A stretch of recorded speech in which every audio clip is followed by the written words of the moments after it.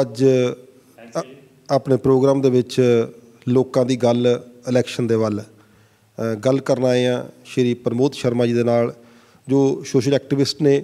ਬੜੇ ਲੰਮੇ ਸਮੇਂ ਤੋਂ ਯੂਨੀਅਨਸ ਦੇ ਨਾਲ ਸਟੇਟ ਬੈਂਕ ਆਫ ਪਟਿਆਲਾ ਦੇ ਵਿੱਚ ਵੱਡੇ ਅਹੁਦਿਆਂ 'ਤੇ ਤੈਨਾਤ ਰਹੇ ਨੇ, ਔਰ ਜਿਹਨੂੰ ਆਪਾਂ ਕਹਿ ਦਿੰਦੇ ਹਾਂ, ਲੋਕ ਉਹਨਾਂ ਨੂੰ ਬੇਸ਼ੱਕ ਬਲਾਈਂਡ ਫੋਲੋਅਰਸ ਕਹਿੰਦੇ, ਪਰ they are the real followers of Modi, they are the real follower of the Modi policies and they are the follower of BJP government.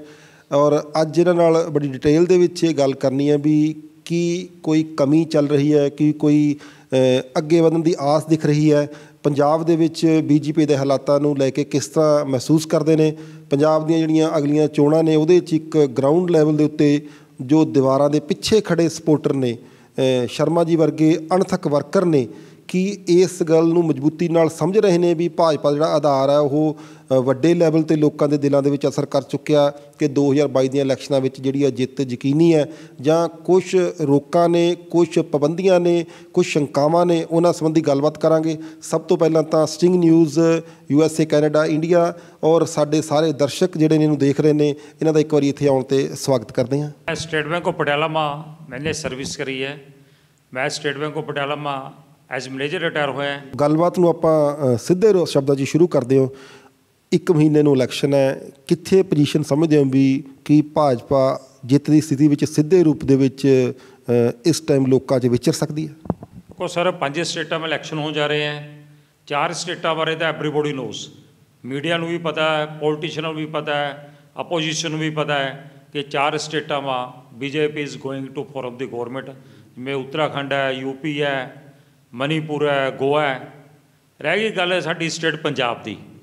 जी पंजाब की इस वेले सिचुएशन है, ये अगर बगैर किसी पार्टी पॉलिटिक्स के देखे जाए बड़ी फ्लूड पोजीशन है।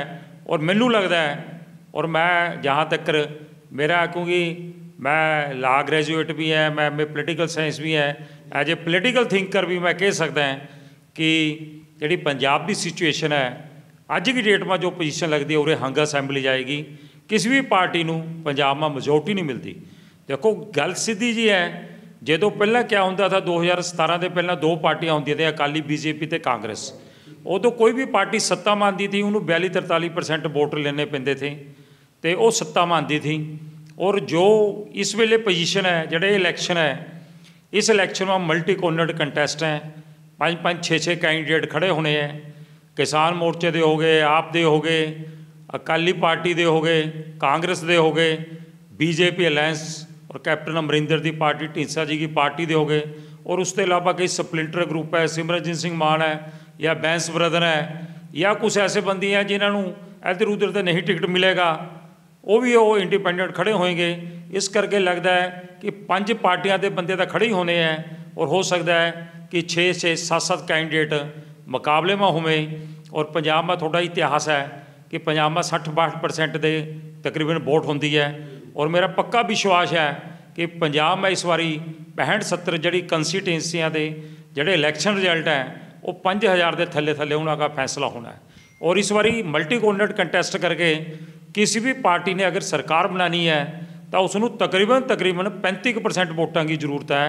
और मैनू लगता है पहले तो देखो 42% वोटों की जरूरत पैंती थी डायरैक्ट कंटैसट में, जो अकाली BJP तो कांग्रेस होंदी थी। और मल्टी कॉर्नर कंटैसट में अगर किसी पार्टी ने 60 सीटां लेनी 117 में, तो उसनों 35% वोट की जरूरत है। पर मैनू नहीं लगता पंजाब में अज की डेट में कोई भी पार्टी, कोई भी ग्रुप 35% वोट ले जा रहा है। ज़्यादा तो ज़्यादा किसी भी ग्रुप को पंजाब में 27-28% तो ज़्यादा जो प्रेजेंट पोजीशन है वो वोट मिलती दिखती नहीं है जी। ਨਹੀਂ, ਸਿੱਧਾ ਇੱਕ ਸਵਾਲ ਇਹ ਹੈ ਵੀ ਭਾਜਪਾ ਇਸ ਸਾਰੀ ਸਥਿਤੀ ਦੇ ਵਿੱਚ ਕਿੱਥੇ ਖੜੀ ਹੈ? ਭਾਜਪਾ ਨੂੰ ਜੋ ਆਮ ਜੀ ਇੱਕ ਕਹਾਵਤ ਹੁੰਦੀ ਹੈ ਵੀ ਜੇ ਅਸੀਂ ਆਪ ਨਹੀਂ ਕੰਮ ਕਰਦੇ ਤਾਂ ਸਾਨੂੰ ਕਈ ਵਾਰੀ ਦੂਸਰੇ ਦੀ ਮਦਦ ਲੈਣੀ ਪੈਂਦੀ ਹੈ, ਕਿ ਅੱਜ ਵੀ ਉਹੀ ਪੋਜੀਸ਼ਨ ਨਹੀਂ ਬਣ ਗਈ ਵੀ ਜਦੋਂ ਇੰਨੇ ਲੰਮੇ ਸਮੇਂ ਤੋਂ ਬਾਅਦ ਜਦੋਂ ਮੋਦੀ ਸਾਹਿਬ ਵੱਲੋਂ ਹਜ਼ਾਰਾਂ ਲੋਕ ਹਿੱਤ ਦੀਆਂ ਜਿਹੜੀਆਂ ਪਾਲਿਸੀਆਂ ਨੇ, ਹਜ਼ਾਰਾਂ ਲੋਕ ਹਿੱਤ ਜਿਹੜੇ ਕੰਮ ਚਲਾਏ ਗਏ ਨੇ, ਪਰ ਪੰਜਾਬ 'ਚ ਜਿਉਂ ਹੀ ਇਲੈਕਸ਼ਨ ਦਾ ਰੌਲਾ ਪਿਆ ਤਾਂ ਭਾਜਪਾ ਨੂੰ ਬਾਕੀ ਪਾਰਟੀਆਂ ਦੀ ਮਦਦ ਲੈਣ ਦੀ ਲੋੜ ਪੈ ਗਈ। ਉਹਨਾਂ ਨੂੰ ਲੋਕਾਂ ਨੂੰ ਦਿਖਾਉਣ ਦੇ ਲਈ ਚਿਹਰੇ ਜਿਹੜੇ ਨੇ ਦੂਸਰੀਆਂ ਪਾਰਟੀਆਂ ਤੋਂ ਲਿਆਉਣੇ ਪੈ ਗਏ। ਕਿ जहाँ तक भाजपा का हिसाब है, पहली बारी जी भाजपा है ये इलैक्शन लड़न जा रही है इंडिपेंडेंट तौर पर। मैं तो यह भी नहीं कहता इस बारी भी इंडिपेंडेंट तौर पर है, इस बारी भी 3 पार्टियों नाल अलायंस है। ਜਿਵੇਂ ਬੀਜੇਪੀ ਦੀ ਹਾਈ ਕਮਾਂਡ ਨੇ ਕਿਹਾ ਕਿ ਕੈਪਟਨ ਸਾਹਿਬ ਦੀ ਪਾਰਟੀ ਬੀਜੇਪੀ ਪਲੱਸ ਢੀਂਡਸਾ ਸਾਹਿਬ ਦੀ ਪਾਰਟੀ ਇਹ ਇਲੈਕਸ਼ਨ ਲੜੇਗੀ। ਪਰ ਬੀਜੇਪੀ ਦਾ ਉਰੇ ਦੁਰਭਾਗੇ ਕਹਿ ਰਿਹਾ ਹੈ, ਜਿਹੜੀ ਪਹਿਲਾਂ ਕੀ ਲੀਡਰਸ਼ਿਪ ਸੀ ਉਹਨਾਂ ਨੇ ਬੀਜੇਪੀ ਨੂੰ, ਅਕਾਲੀ ਬੀਜੇਪੀ ਨਾਲ ਲੈਂਸ ਹੁੰਦੇ थे, ਉਹ ਬੀਜੇਪੀ ਨੂੰ ਸਿਰਫ 23 ਸੀਟਾਂ ਦਿੰਦੇ थे 117 ਮਾਂ। ਉਹ 23 ਸੀਟਾਂ ਨਾਲ ਕਿਆ ਚੀਜ਼ ਹੈ ਕਿ ਸਾਰੇ ਮਾਲਵੇ ਮਾਂ, ਜਿਵੇਂ ਮਾਲਵੇ ਮਾਂ 69 ਸੀਟਾਂ ਹੈ, ਦੁਆਬਾ ਅਤੇ ਆਪਣਾ ਮਾਝੇ ਇਲਾਕੇ ਮਾਂ ਇਹ ਜਿਹੜੀਆਂ ਸੀਟਾਂ ਇਹ 48 ਸੀਟਾਂ ਹੈ, ਜਿਹੜੀਆਂ ਮਾਝੇ ਮਾਲਵੇ ਕੇ ਸੀਟਾਂ 69 ਸੀਟਾਂ ਵਾ, ਇਹਨਾਂ ਨੂੰ ਸਿਰਫ ਇੱਕ ਸੀਟ ਮਿਲਦੀ ਸੀ ਰਾਜਪੁਰੇ ਕੀ। ਅਕਾਲੀ ਦਲ ਨਾਲ ਅਲਾਇੰਸ ਹੋਣ ਕਰਕੇ, ਇਹਨਾਂ ਦਾ ਕੋਈ ਇੰਡੀਪੈਂਡੈਂਟ ਨਾ ਹੋਣ ਕਰਕੇ ਜਿਹੜਾ ਬੀਜੇਪੀ ਦਾ ਕੈਡਰ ਵਰਗ ਹੈ ਉਹ ਪੰਜਾਬ ਮਾ ਬਣ ਨਹੀਂ ਸਕਿਆ।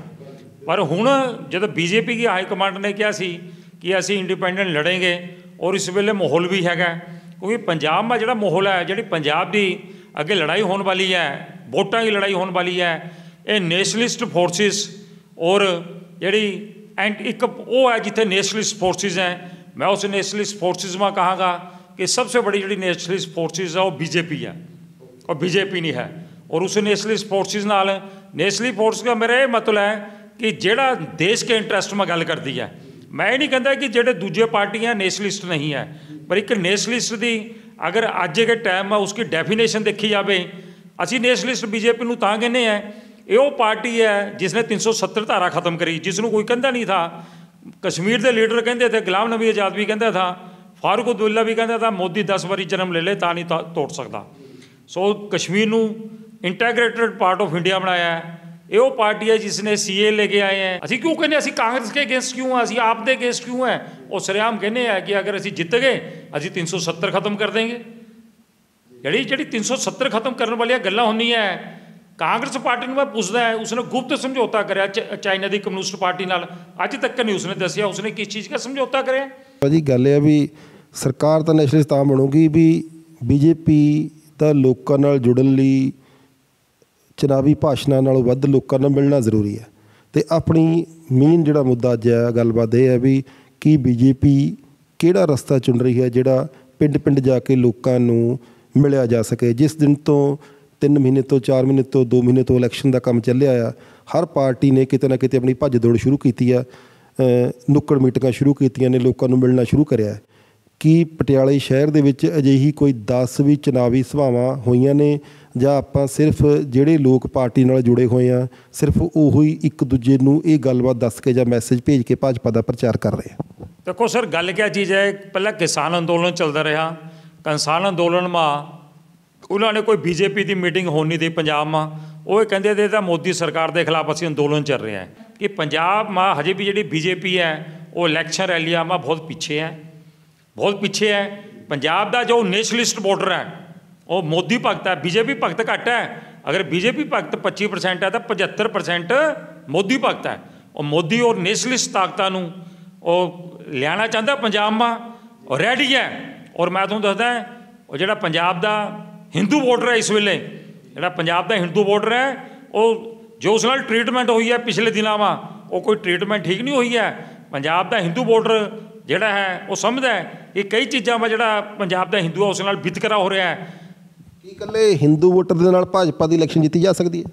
देखो ही गल क्या है, जहाँ तक मैं Hindu voter plus nationalist voter जिहड़े बाकी कम्यूनिटी हैं उन्होंने भी नेशनलिस्ट वोटर हैं जिहड़े चाहते हैं कि पंजाब मजबूत होवे, पंजाब मजबूत ना होवे, तो दोनों जिहड़े nationalist voter plus Hindu voter, मैं हिंदू वोटर की गल तां कर रहे हैं कि हिंदू अपने आप को ठगे हुआ महसूस हो रहा है। हिंदुओं की उरे 38% पॉपूलेशन के बाद भी जिवें पंजाब में उग्रवाद के दिन आए उन्होंने बंदियां नूं उन्होंने घरां में मार के गए, पब्लिकली मारिया, बसां में मारिया, उन्होंने कोई बेनीफिट नहीं मिला, उन्होंने कोई बेनीफिट नहीं मिला। और दूसरे पासे ਜਿਹੜੇ ਚਾਹੇ ਪੁਲਿਸ की गोली नाल ना मरे होवे ਜਾਂ पुलिस की डंडे नाल ना मरे होवे उन्होंने कंपैसेशन देने दी गल्लां हो रही, उन्होंने नौकरी देने दी गल्लां हो रही हैं। हाले भी पंजाब में 45 सीटां ऐसी हैं जिथे हिंदू मेजोरिटी में 50% से ज़्यादा, और पंजाब में 20-25 ऐसी सीटां अर्बन इलाके हैं जिथे हिंदू 40% 35% से ज़्यादा है। बीजेपी को सोचना पेगा, बीजेपी उन्होंने बंदियां नूं वोट देवे, अपना टिकटां देवे जेड़े समाज में जिन्हां का अपना रुतबा है। हो सकते हो बीजेपी के ट्रेडिशनल कैडर ना हो, क्योंकि जो आम वोटर है जब बेब होंदी है, मैं सर फिर तुहानूं दसदा जो बेब होंदी है उस बेब मतलब जिस मर्जी नूं तुसीं टिकट दे दो जित जाएगा। अगर बेब नहीं होंदी तो उस वेले 25% जिहड़ा है वो पार्टी दी होंदी है ਔਰ 75% ਕੈਂਡੀਡੇਟ ਦੀ ਪਰਸਨੈਲਿਟੀ ਨਾਲ ਲੋਕ ਵੋਟ ਪਾਉਂਦੇ ਆ। ਤੁਸੀਂ ਪਟਿਆਲੇ ਦੇ ਬੀਜੇਪੀ ਤੇ ਆਰਐਸਐਸ ਦੇ ਮੈਂਬਰਸ ਨਾਲ ਵੀ ਤੁਹਾਡੇ ਵਧੀਆ ਤਾਲੁਕਾਤ ਨੇ, ਤੁਸੀਂ ਐਜ਼ ਏ ਗਾਈਡ ਵੀ ਜਾਂ ਐਜ਼ ਏ ਸਲਾਹਕਾਰ ਵੀ ਜਾਂ ਐਜ਼ ਏ ਵਲੰਟੀਅਰ ਵੀ ਕੰਮ ਕਰਦੇ ਹੋ। ਇੱਥੇ ਕੋਈ ਐਸਾ ਜਲਵਾ ਲੱਗਿਆ ਵੀ ਪਟਿਆਲੇ ਦੇ ਵਿੱਚ ਜਿਹੜੀ ਹੈ ਸਾਰੀ ਕੇਡਰ ਹੈ ਬੀਜੇਪੀ ਦੀ, ਜਿਹੜੀ ਹਾਈ ਕਮਾਂਡ ਹੈ ਜਾਂ ਪਾਰਟੀ ਨੂੰ ਮਜ਼ਬੂਤ ਕਰਨ ਦੇ ਲਈ ਕੋਈ ਉਪਰਾਲਾ ਵਿਸ਼ੇਸ਼ ਰੂਪ 'ਚ ਕਰ ਰਹੀ ਹੈ, ਜਾਂ ਪਿੰਡਾਂ 'ਚ ਪਹੁੰਚ ਕਰਨ ਦੇ ਲਈ ਬੀਜੇਪੀ ਵੱਲੋਂ ਕੋਈ ਵਿਸ਼ੇਸ਼ ਧਿਆਨ ਦਿੱਤਾ ਜਾ ਰਿਹਾ, ਜਾਂ ਸਾਰੇ ਇਸੇ ਆਸ ਦੇ ਵਿੱਚ ਬੈਠੇ ਨੇ ਵੀ ਸਾਡੀ ਜਿੱਤ ਯਕੀਨੀ ਆ ਅਤੇ ਸਾਨੂੰ ਤਾਂ ਜਿੱਤ ਹੋ ਹੀ ਜਾਣੀ ਹੈ? ਦੇਖੋ ਗੱਲ ਇਹ ਹੈ, ਅਗਰ ਬੀਜੇਪੀ ਇੱਕ ਸਟ੍ਰੈਟਜੀ ਨਾਲ ਆਵੇ ਪੰਜਾਬ ਮਾ, ਜਿਵੇਂ ਜਹਾਂ ਤੱਕ ਪਟਿਆਲੇ ਦਾ ਸਵਾਲ ਹੈ, ਪਟਿਆਲਾ ਲੋਕਲ ਕੀ ਮੈਂ ਜਿਵੇਂ ਤੁਹਾਨੂੰ ਗੱਲ ਕਰਦਾ ਹੈ, ਕਿਉਂਕਿ ਸਾਡੀ ਫੈਮਿਲੀ ਉਰੇ 250 ਸਾਲ ਤੇ ਰਹਿ ਰਹੀ ਹੈ ਇਸ ਪਟਿਆਲਾ ਸ਼ਹਿਰ में। फोर फादर्स सानू पटियाले की पुरानियाँ फैमिलियाँ में चप्पे चप्पे का पता है। पटियाले में दो तरह के देखो आम दो तरह का तबका है, या दुकानदार है या सर्विसमैन है। जोड़ा सर्विस क्लास मिडल क्लास जोड़ा पीपल है पटियाले का, वो बहुत ज़्यादा प्राइम मिनिस्टर मोदी का सपोर्टर है, क्योंकि आम जोड़ा मिडल क्लास वो है अपना सर्विसमैन है, ये ठीक है महंगाई थोड़ी बहुती उत्ते थले होंदी रहिंदी है, पर महंगाई के अलावा जी मेन चीज़ है वो कंट्री की इंटैग्रिटी, नेशनल सिक्योरिटी, जोड़े ऐसे मामले हैं जिस नाल साडियां बाउंड्रियां किवें मजबूत होएगियां, उस नाल वो साडियां जिहड़ियां ये पहलू है। और मैं भी कम है इकोनॉमी तौर पर भी नहीं असीं माड़े।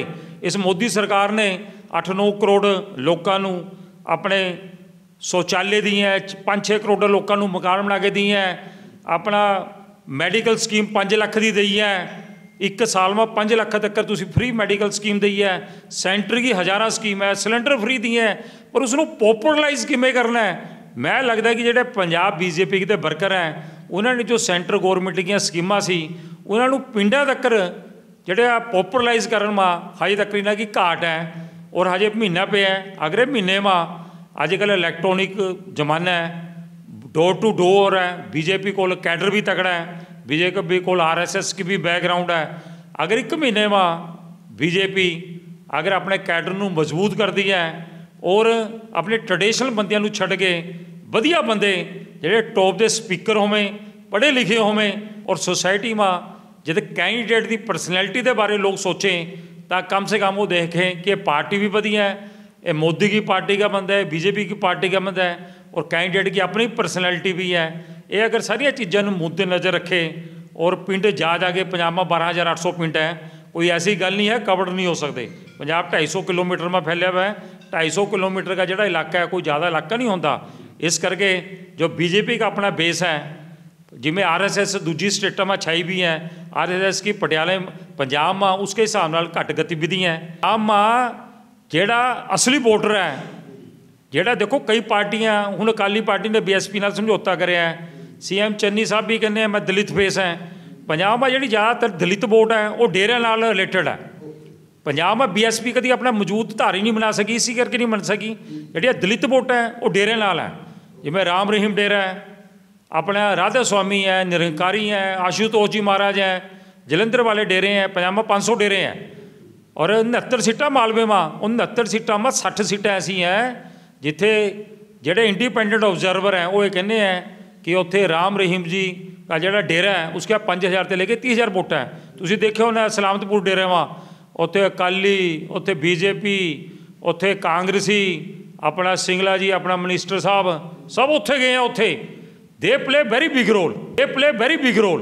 पर मैनू नहीं लगता जोड़े डेरा वोट है, मैनू लगता है ये वोट ये बीजेपी नूं मिल सकती है, कैप्टन की पार्टी नूं मिल सकती है, क्योंकि जो डेरा वोट है ये रेडिकल एलीमेंट नूं नहीं जाती, क्योंकि इन्हां डेरिਆਂ ਨੂੰ सबसे ज़्यादा खतरा रेडिकल एलीमेंट ते है। ਇੱਥੇ ਵੀ ਬਹੁਤ ਵੱਡੇ ਪੱਧਰ ਤੇ ਮੋਦੀ ਸਾਹਿਬ ਤੇ ਬੀਜੇਪੀ ਸਰਕਾਰ ਦੀਆਂ ਪ੍ਰਾਪਤੀਆਂ ਨੂੰ ਦੱਸਿਆ ਗਿਆ, ਪਰ ਉਹ ਜਿਹੜੇ ਸਾਡੇ ਸਵਾਲ ਨੇ ਉਹ ਉੱਥੇ ਹੀ ਖੜੇ ਨੇ ਵੀ ਪਟਿਆਲੇ ਦਾ ਬੀਜੇਪੀ ਕੇਡਰ ਪਿੰਡਾਂ ਵਿੱਚ ਕਿਵੇਂ ਵੜੇਗਾ।